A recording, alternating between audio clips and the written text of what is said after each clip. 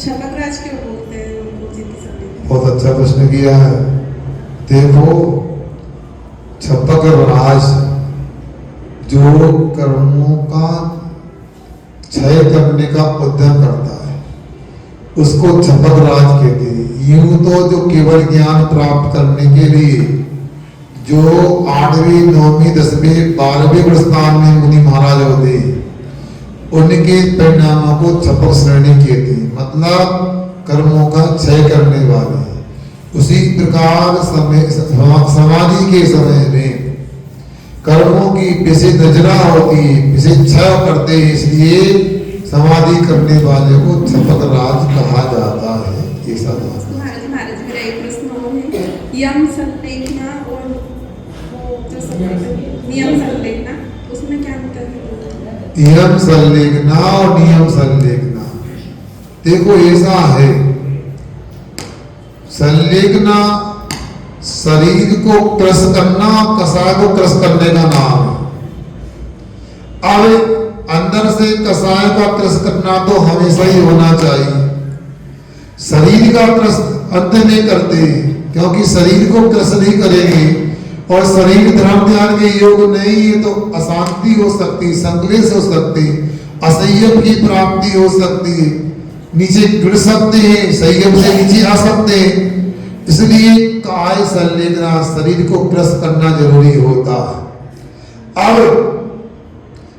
अब काय को क्रश करने के लिए क्या, भोजन पानी आदि को बंद करना होगा।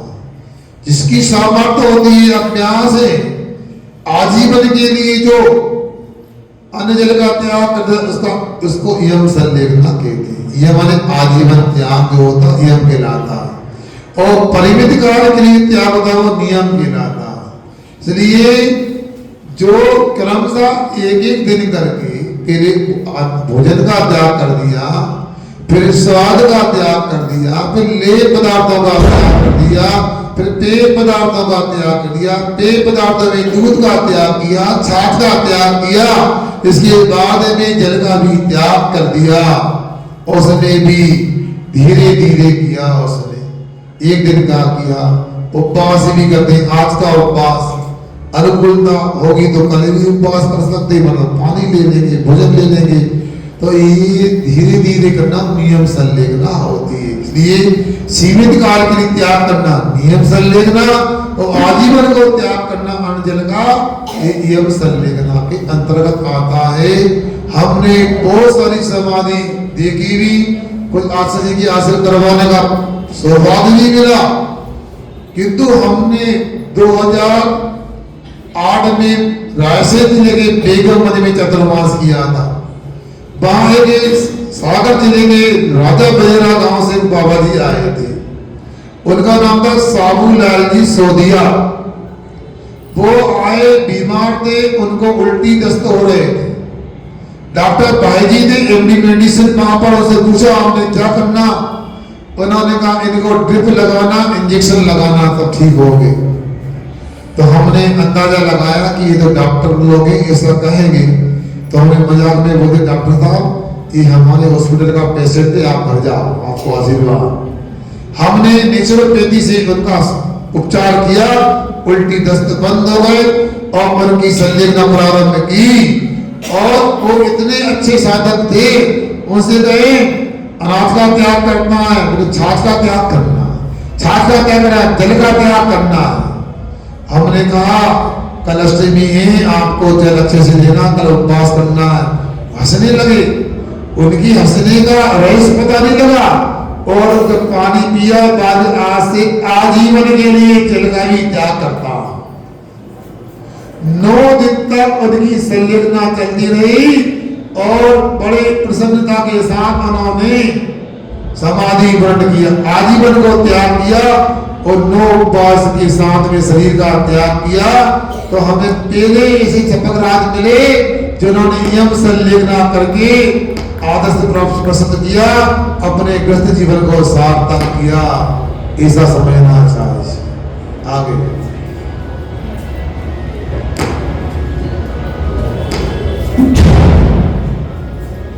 नमस्ते, मैं ममता जैन। गुरुदेव कोई नियम लेते हैं तो नियम कुछ परिस्थितियों में बीमार हो गए या कुछ भी हो गया तो टूट जाता है, तो उसमें दोष भी लगता होगा। तो ऐसा नहीं होता कि नियम लो तो कुछ विशेष परिस्थितियों के लिए छूट रख ली जाए। देखो ऐसा है, जब भी कोई छोटा बड़ा नियम लेते हैं तो मन की साधना पूर्वक सुनो, मन की साधना पूर्वक ही नियम लेना चाहिए। आप नियम कैसा ले रहे हैं, आपका द्रव्य क्षेत्र काल भाव कैसा है, आपकी परिस्थिति कैसी है, उसको देखकर नियम धारण करेंगे तो टूटने की संभावना नगण्य होगी, मतलब ना के बराबर होगी। इसके विपरीत भावुकता में देखा देखी दूसरों को देख करके नियम लोगे तो नियम कभी भी भंग हो सकता है। नियम लेना अच्छा है, मगर थोड़ा अपने लिए विचार करके नियम लेना चाहिए, और विचार करके नियम लोगे तो साधना करने में आनंद भी आएगा और उसके बाद कर्मों की नजरा भी होगी। अब आपका हम तो नियम नहीं लेते कि टूट जाएगा। देखो, टूटने के भय से नियम नहीं लिया जाता, कि अपनी सामर्थ्य को देख करके नियम लो। और यदि आपको लगता है, जैसे मान लो आपने आज हमसे नियम लिया, आज से बिना देव दर्शन के अन्न जल का त्याग, नियम ले लिया। अब आपने कोई विचार नहीं किया, अब आप सम्मेश्वर की यात्रा करने गए, बीमारी हुई, हॉस्पिटल में एडमिट हो गए, अब मंदिर नहीं मिलेगा, क्या करोगे? उपवास कर नहीं सकते और बिना भोजन के रह नहीं सकते, उपचार भी कराना तो समर भी करना, तो नियम टूटेगा, और नहीं टूटेगा तो संकलेश होगा। टूटना भी ठीक नहीं तो संकलेश भी ठीक नहीं, मगर अपने को पूरी दम लगा करके, पूरे पुरुषार्थ को उसमें लगा करके नियम का पालन करना चाहिए। फिर भी कभी कोई कसाय से कर्म के उदय से नियम टूट ही गया, बहुत कोशिश की नियम ना टूटे, तो आप चिंता ना करें। जैसे श्रावक आचार्य में व्रत लेने के लिए मूलाचार में नौरत पाठ करने के लिए विधि बताई है, वैसे ही प्रायश्चित ग्रंथ भी, ऐसे श्रावक आचार मूलाचार ग्रंथ वैसे प्रायश्चित ग्रंथ भी। इसलिए नियम टूटने के वैसे नियम न ले, ये तो गलत बात। अरे गाड़ी खरीदते हो भैया, सबोध भैया आप बताओ, घर में कौन सी गाड़ी है? मेरे गाड़ी की कार, गाड़ी कार है, तो कार ली थी आपने, तो आपको डर नहीं लगा गाड़ी पंचर हो जाएगी,